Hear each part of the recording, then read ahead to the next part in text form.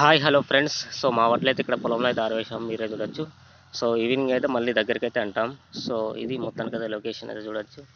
So దాదాపు పొలాలన్నీ ఖాళీగా కనిపిస్తూ ఉంటాయి మీకైతే. సో దాదాపు అన్నీ కూడా కంప్లీట్ అయితే అయిపోతున్నాయి. సో ఇక్కడ హార్వెస్టర్ అయితే మీరు అక్కడ చూడొచ్చు, హార్వెస్టర్. సో ఆల్రెడీ వరి అయితే వస్తుంది. ఇటు సైడ్ కూడా మనకు ఇంకో హార్వెస్టర్ అయితే ఉంది.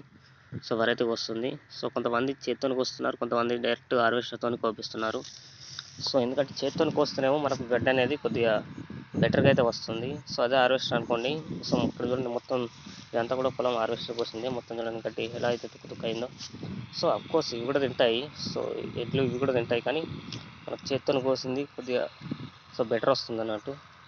తినడానికి ఎక్కువ స్కోప్ ఉంటుంది పశువులు తినడానికి. సో ఇవంతా కూడా ఏంటంటే మొత్తం అల్లం కిల్లం అవుతాయి అన్నట్టు. మొత్తం పొలంలో అల్లం కిల్లం లెక్క పడుతూ ఉంటుంది. దీని అంతా జమ చేసి మొత్తం ఇంటికి తీసుకుని పోవడం పెద్ద టాస్క్ అన్నట్టు.